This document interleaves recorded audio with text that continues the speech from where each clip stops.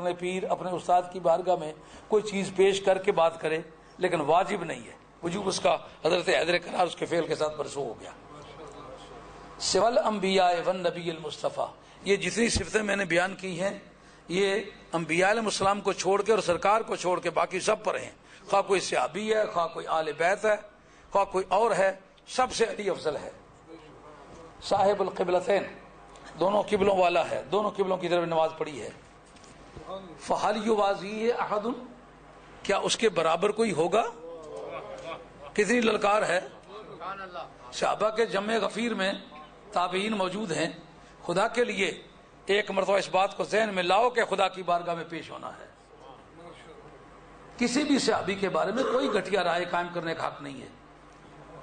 اگر میں یہ سمجھ بیٹھا ہوں، میرا یہ عقیدہ ہے کہ حضرت ابوبکر صدیق رضی اللہ عنہ سب سے افضل ہیں، تو جنہوں نے یہ عقیدہ رکھا ہے ان کے بارے میں کوئی حقارت کی رائے میری ہرگز نہیں ہونی چاہیے، یہ سارے صحابی ہیں۔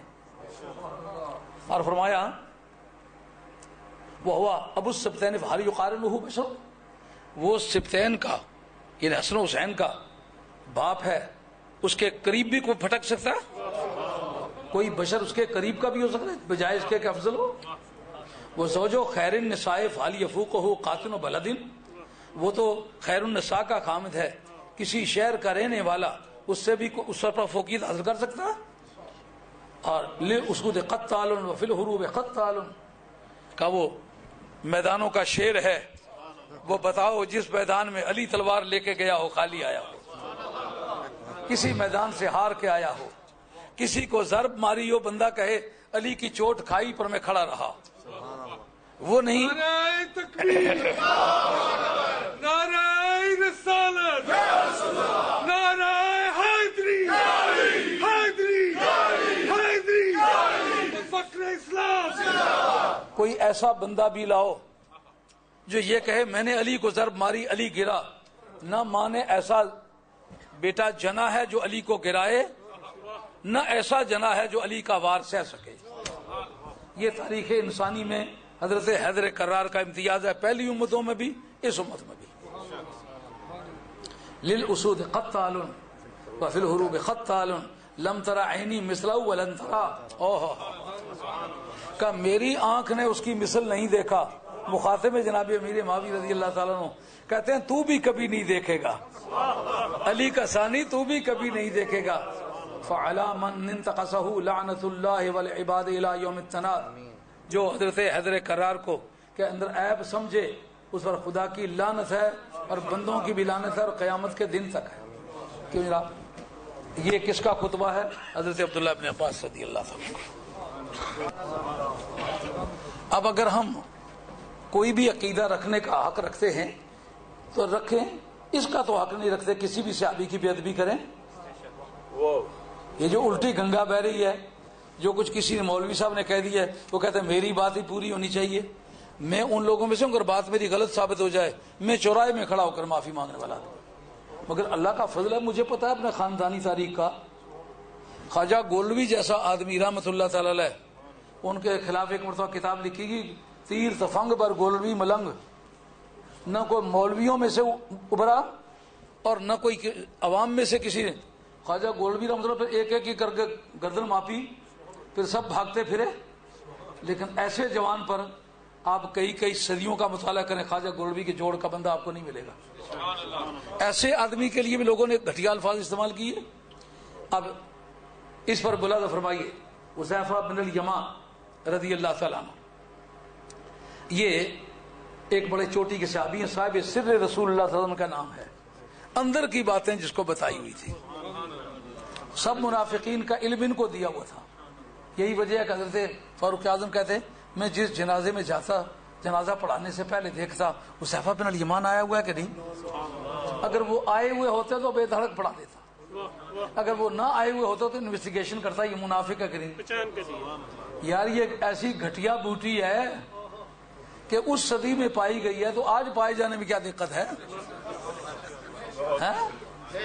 رسول کے دور میں، اور لکھا کنا نعرف المنافقین ببغضهم علیہ، جب ہم سے منافق نہیں پہچانے جاتے تھے، وہ پہچانے کیوں نہیں جاتے تھے کہ داڑیاں ان کی اتنی لمبی ہوتی تھی قد آدم، مونچھیں کانٹوں تک منڈی ہوئی ہیں، سر ٹنٹ کیے ہوئے، سرکار نے خارجیوں کی تعریف بتائی کہ سیما متحالق، کونے مونے، مونچھیں منڈی ہوئی، سر منڈے ہوئے، بس ایک کان ہی منڈے ہوئے نہیں ہوتے، باقی سب کچھ منڈا ہوا.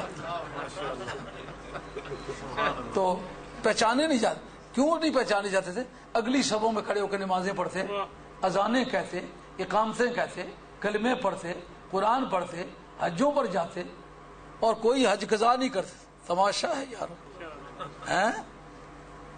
اصل دین اگر پتہ چل جائے نا تو یہ جلوہ جانا ہے، تماشا نہیں کوئی. یہ اور رنگ ہے، یہ جلوہ جانا.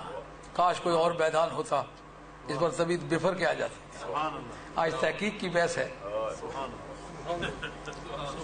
یہ جو باتیں میں کر رہا ہوں، میرا کوئی دوست ان میری باتوں کا جواب دہ نہیں ہے. ایسا نہ ہو کہ کسی معاملے میں آپ میرے ساتھیوں کو جواب دہ ٹھہرا لیں کہ وہ جی تمہاری سٹیج پر بات ہوئی تھی. نہیں، یہ سٹیج اللہ اس کے رسول کا، سٹیج میرا اپنا ہے. تو یہ باتیں میں کر رہا ہوں، اس کا خدا اور اس کا رسول ذمہ دار ہے، میں خود ذمہ دار ہوں. میں نے پہلے بتا دیا کہ میرے شاگرد مولانا عبداللطیف صاحب چلے گئے کہیں ہیں اور وضو کرنے کے لیے گئے. یہ ایک بڑی دقت ہے.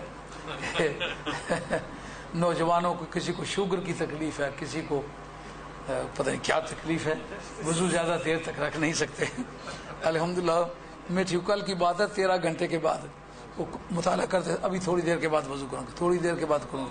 تو 13 گھنٹے کے بعد ساتھی کہنے لگے آپ وضو تازہ کریں، بیمار نہ ہو جائے. میں نے کہا نہیں بیمار نہیں ہوتا، ٹھیک ہوں. یہ جلوہ جانا ہے، تماشا نہیں.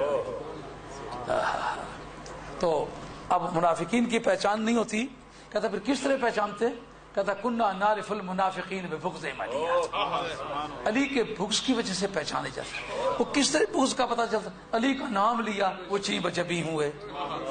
تو جو آج سے 1400 برس پہلے پہچان کے لیے فارمولہ استعمال ہوتا رہا، وہ آج بھی نعرہ حیدری لگا کے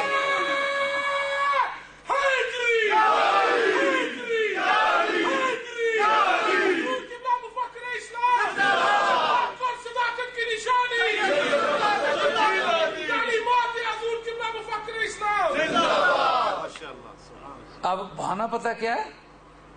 بہانا یہ نعرہ لگانے سے شیعہ کو تقویت ملتی ہے. ابھی وہ کتاب جو پیش کیا مقالات الاسلامیین، اس کا دوسرا موقع نکال کے دوں گا.